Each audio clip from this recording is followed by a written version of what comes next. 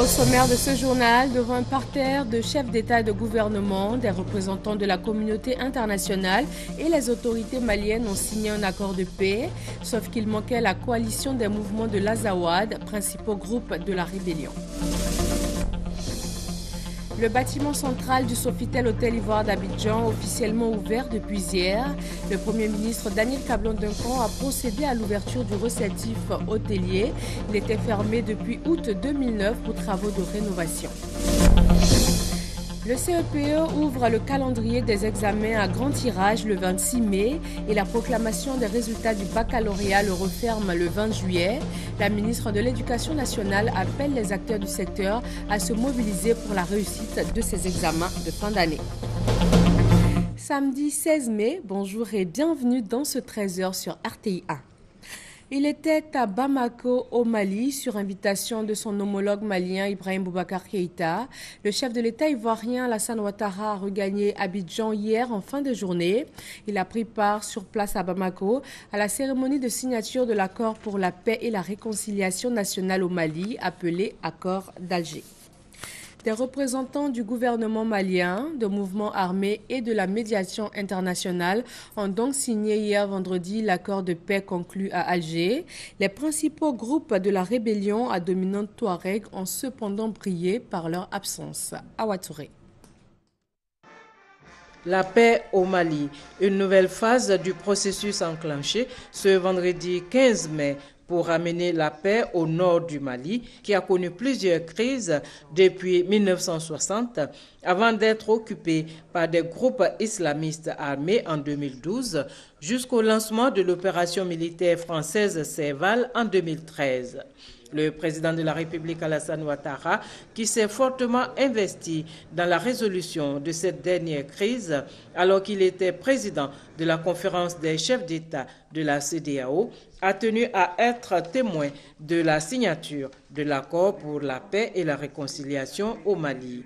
Accord issu des pourparlers d'Alger et paraphé le 1er mars 2015 par toutes les parties. Plusieurs présidents africains ont pris part à cette cérémonie. La communauté internationale, qui a beaucoup travaillé au retour de la paix, a salué la signature de l'accord pour la paix et la réconciliation au Mali.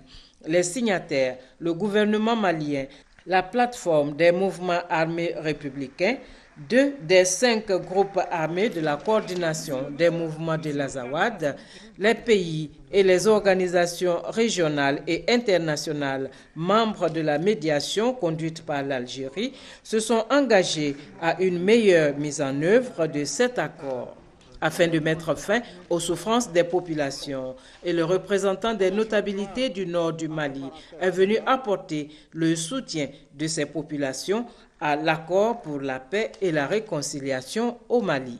En tant que représentant légitime des populations des régions du nord du Mali, nous réitérons publiquement notre totale adhésion au présent accord de paix et invitons le gouvernement du Mali, les mouvements armés de bonne foi, ainsi que la communauté internationale à diligenter la mise en œuvre de l'accord dans l'intérêt supérieur de la nation malienne républicaine, laïque, une et indivisible.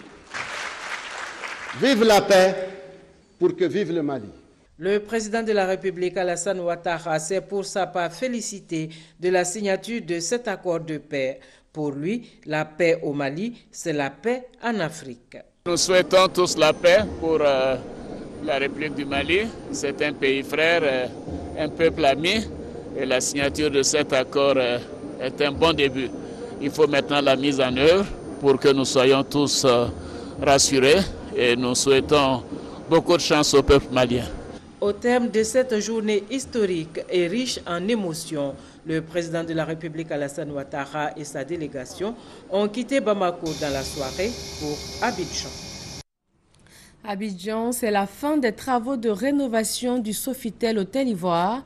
Le Premier ministre Daniel Cablon-Duncan a procédé hier à l'ouverture officielle du bâtiment central. Le réceptif hôtelier avait été fermé en août 2009 pour travaux. Christelle Ménan. annoncé il y a quelques mois l'ouverture du bâtiment principal de l'Hôtel Ivoire où Sofitel Hôtel Ivoire est désormais effective. L'unique 5 étoiles de la place peut enfin offrir tous les services requis par son rang. 217 chambres, appartements et suites qui pourront à nouveau accueillir chefs d'État, distingués souverains et personnalités de passage à Abidjan. Nous sommes fiers aussi d'accompagner le gouvernement dans sa politique d'émergence en nous aussi mettant à la disposition de tous les visiteurs de notre pays des produits de qualité, un service de haut niveau pour accompagner le gouvernement.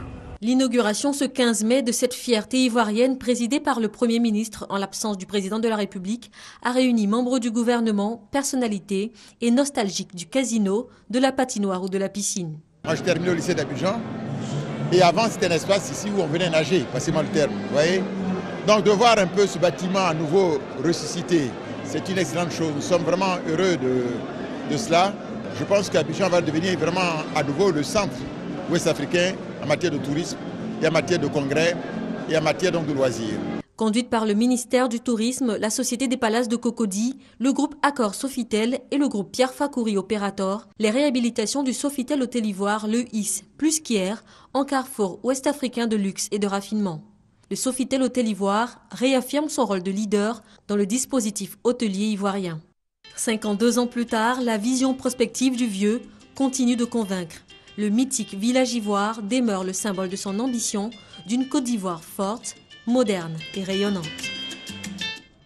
Il a lui aussi rouvert ses portes, le centre de néonatologie du CHU de la commune de Yopougon. La structure fermée depuis 1 an pour réhabilitation vient d'être inaugurée par la première dame de Côte d'Ivoire. Dominique Ouattara a visité les salles de soins entièrement neuves et équipées de matériel de pointe. Vijanaïma.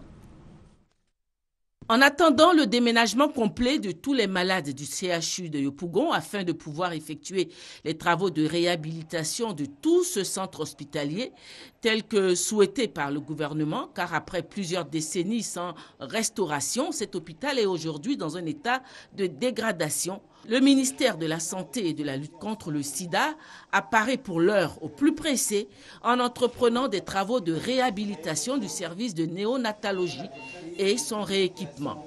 Une entreprise à laquelle la première dame de Côte d'Ivoire, Dominique Ouattara, à travers sa fondation Children of Africa, a apporté son concours en faisant don de matériel médical neuf pour une valeur de 100 millions de francs. Pour l'inauguration du service de néonatologie entièrement rénové et rééquipé, la première dame a visité les salles de soins intensifs pour prématurés, entièrement équipées d'incubateurs neufs.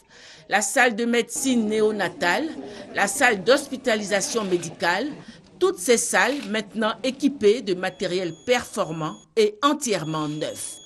La ministre de la Santé et de la lutte contre le sida, Raymond Goudou Kofi, qui a initié ces travaux de réhabilitation financés sur fonds du ministère de la Santé, a remercié chaleureusement la première dame pour son important soutien à cette rénovation. En reconnaissance, a-t-elle annoncé, le service de néonatologie porte désormais le nom de service de néonatologie Dominique Ouattara. Madame la Première Dame, ce sont en définitive vos dons en équipement, au nombre desquels 6 couveuses de thérapie intensive pour nouveau-nés, 1 respirateur pédiatrique et humidificateur et 4 lampes de phytothérapie qui ont permis la réouverture du bloc de gynéco-obstétrique et du service de néonatologie. Nous sommes donc, Madame la Première Dame, extrêmement fiers aujourd'hui de montrer à la nation ces 2 services qui n'ont rien à envier à ceux des pays les plus développés. Et c'est ainsi que d'un commun accord, avec tous mes collaborateurs et avec tous les responsables du CHU de Yopougon, nous avons proposé que le service de néonatologie du CHU de Yopougon porte désormais votre illustre nom, Dominique Ouattara.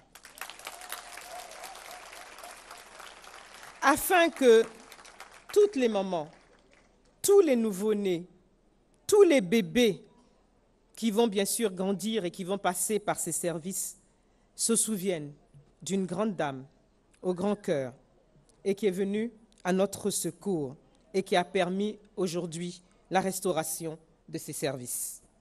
La ministre de la Santé et de la lutte contre le sida n'a pas omis d'adresser ses remerciements à l'UNFP et au PPU pour leur contribution à cette réhabilitation. Sans oublier la ministre de l'Éducation nationale, Kandia Camara, qui a fait un don de 200 000 francs pour soutenir le service de néonatologie. Au nombre des soutiens, il y a aussi celui de l'ambassade de la Fédération de Russie qui a offert un lot de matériel médical de thérapie intensive pour nouveau-nés. Un geste apprécié à sa juste valeur par la Première Dame qui a également félicité la ministre de la Santé pour cette initiative de réhabilitation du centre de néonatologie. Vous savez, Madame la ministre m'avait vue et m'avait dit « Nous avons un problème au CHU de Yopougon. Les nouveau-nés qui naissent avec de l'avance, les prématurés, n'ont pas d'appareil. Et systématiquement, ils décèdent. Madame la présidente de la Fondation, est-ce que vous pourriez nous aider avec ça ?» J'ai dit, bon, je vais regarder, je vais voir. Et j'en ai parlé à des amis autour de moi en demandant est-ce qu'on pouvait avoir des appareils. Et notamment à un ami de la Fondation, M. Laurent Taïeb, qui m'a mis en rapport avec l'ambassade de Russie et ils ont immédiatement répondu présent. Donc vraiment, je voudrais leur rendre hommage aujourd'hui. Je suis donc très heureuse de la réhabilitation du service de néonatologie du CHU de Yopougon, qui apporte ainsi une réponse pertinente à cette problématique. Aussi, au nom de la Fondation Children of Africa, je suis heureuse de remettre aujourd'hui ce don d'équipement composé de 6 couveuses de thérapie intensive pour les nouveau-nés, dotées de moniteurs de surveillance, 4 lampes de photothérapie avec support, un appareil chauffant et un ventilateur avec humidificateur. C'est du matériel entièrement neuf et qui est extrêmement pointu.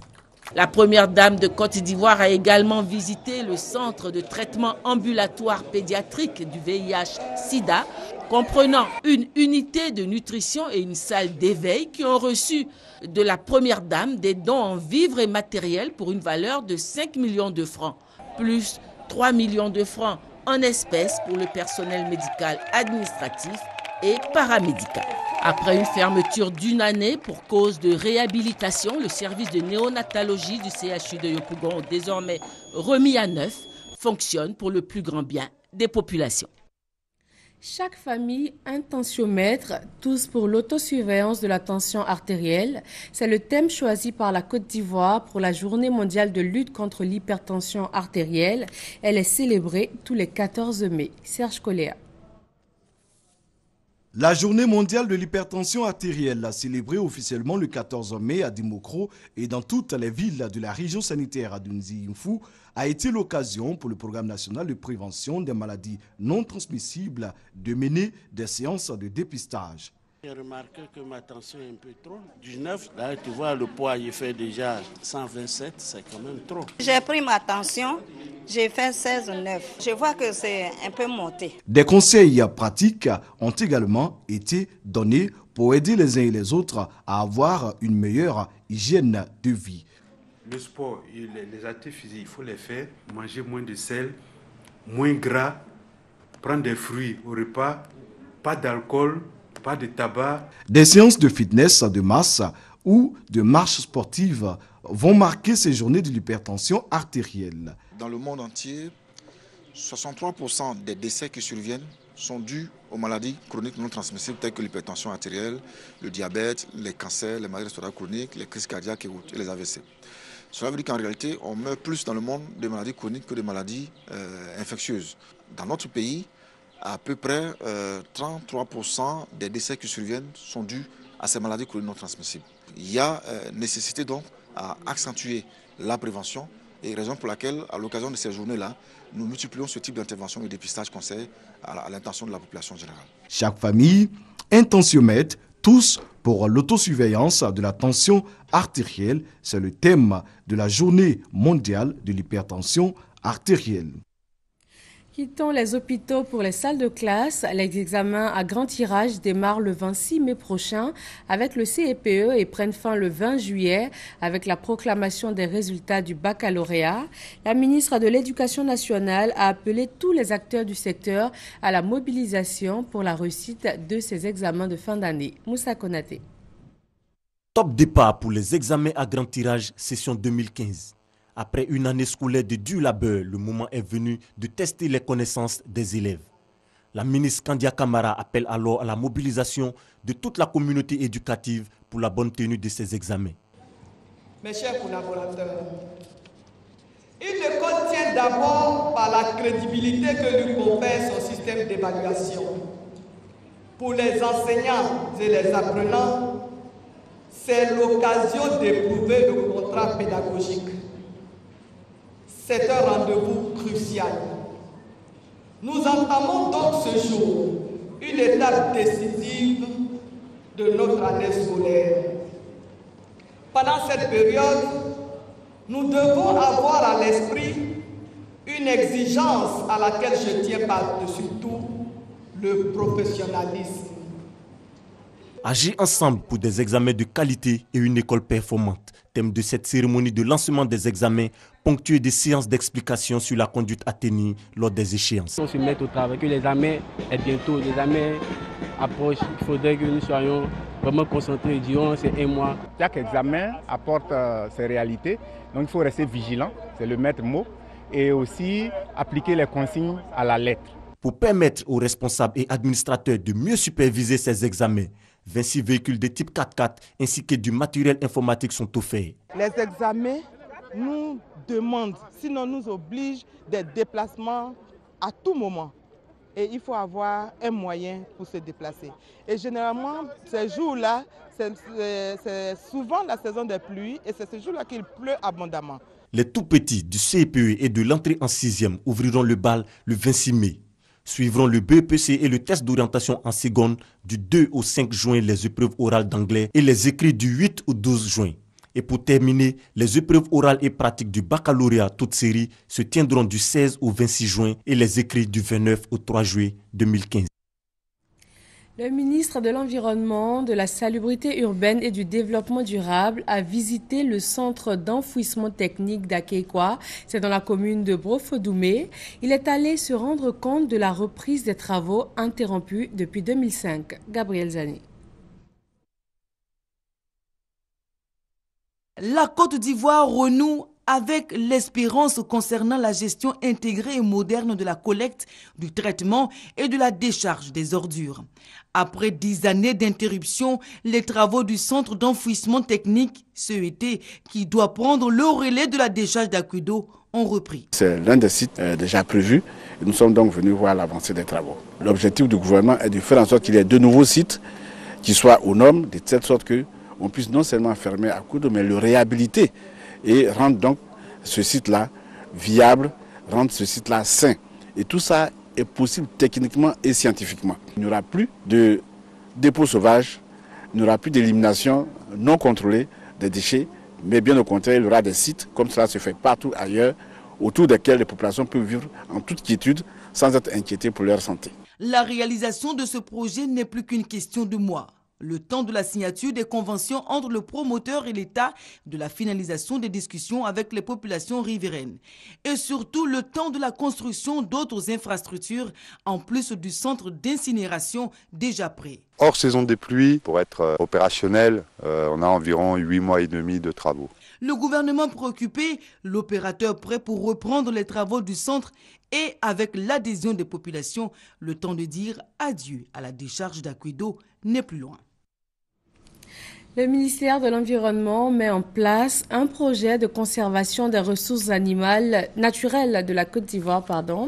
Il est principalement question d'œuvrer à la sauvegarde des parcs et réserves et de l'écosystème fortement menacés par les actions des populations. Herman Niamia. La conservation des ressources naturelles de la Côte d'Ivoire au centre d'une rencontre au ministère de l'Environnement, de la Salubrité urbaine et du Développement durable. Il s'agit, à travers cette rencontre, de mettre toutes les parties prenantes du projet Corena, entendez conservation des ressources naturelles de Côte d'Ivoire, au même niveau d'information. Le projet Corena vise, entre autres, à renforcer les capacités de suivi, de gestion et de préservation des ressources naturelles. De façon spécifique, il vise, entre autres, à restaurer l'autorité de l'État dans les forêts classées et les aires protégées et à améliorer le suivi, la gestion et la protection des écosystèmes à l'aide d'outils performants. Toutes les activités de braconnage qui sont interdites doivent être donc respectées par les populations et ne doivent pas s'adonner à cela. Et le projet vise à les sensibiliser. Le projet vise également à promouvoir l'écotourisme. Le projet Corena fait partie des projets retenus dans le cadre des activités de la première phase du contrat de désendettement et de développement CDD 2012-2015. La population attend beaucoup du CDD et nous espérons que les résultats qui démarrent à partir de 2015 vont véritablement rencontrer leur satisfaction parce qu'ils sont les bénéficiaires prioritaires des fonds du CDD. D'un coût global de 10,8 milliards de francs CFA, le projet Corena est exécuté d'une part par le ministère des Eaux et Forêts pour la composante gestion durable des forêts classées et appui institutionnel et d'autre part par le ministère de l'Environnement, de la Salubrité urbaine et du Développement durable à travers les composantes appui institutionnel, mise en place de la stratégie de protection des ressources naturelles et renforcement de la gestion des parcs nationaux et réserves naturelles.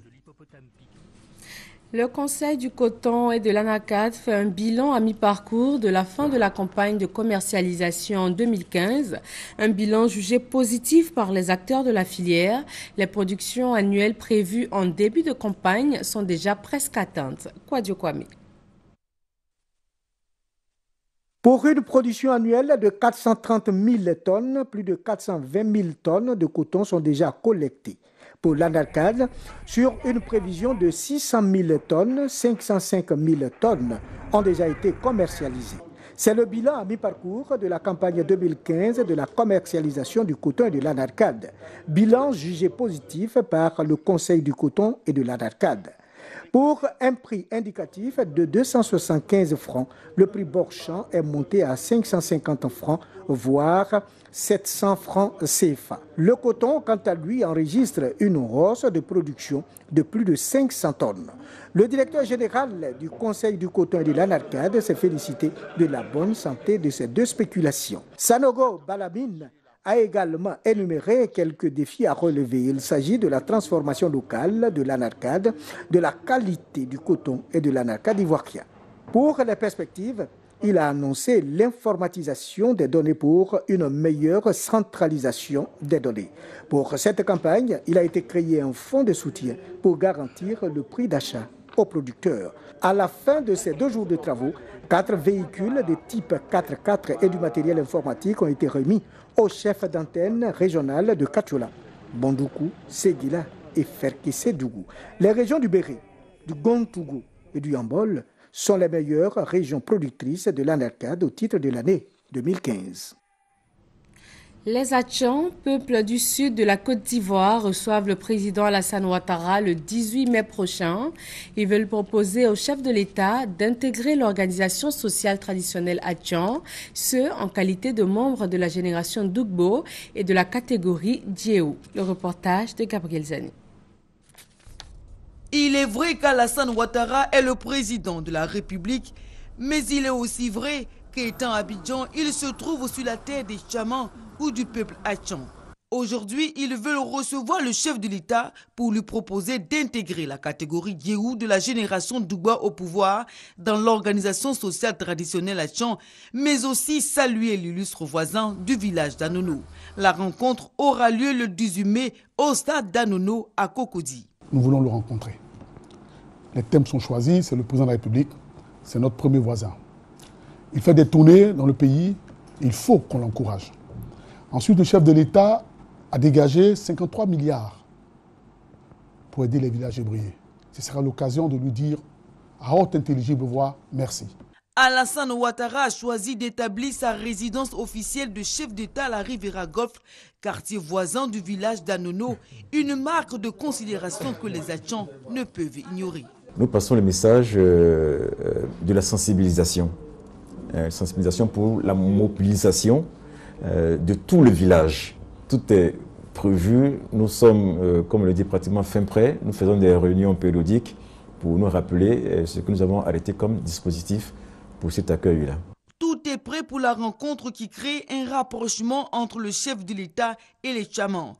C'est aussi une réaffirmation de l'attachement à la légalité constitutionnelle et aux institutions démocratiques. Le précédent chef d'État, nous nous sommes déplacés à la présidence. Mais le président Alassane Ouattara a voulu se déplacer lui-même en personne pour se rendre dans un village à Tcham. Voilà. C'est un honneur pour nous. Nous, les Tchamas, nous devions quand même bénéficier des retombées de ces visites comme les autres populations en bénéficient. Accès à la santé, à l'éducation, à l'emploi, ajouter à cela la construction d'infrastructures routières d'envergure, le président de la République doit être félicité pour ses programmes de développement. Mais un livre blanc lui sera remis afin de prendre en compte les préoccupations du peuple hachan. À Dabakala, dans le centre de la Côte d'Ivoire, ce sont 2 villages qui viennent d'être connectés au réseau électrique national. Le député du département a saisi l'occasion de la cérémonie de mise sous tension pour inviter les cadres à participer au développement local. Kader Segodego. De 5% en 2010, le taux d'électrification villageoise dans le département de Dabakala est passé à 20% en 2015. Cela grâce au programme présidentiel d'urgence PPU. À travers le PPU, le président de la République, Alassane Ouattara, se fixe comme objectif d'électrifier tous les villages peuplés de 500 âmes.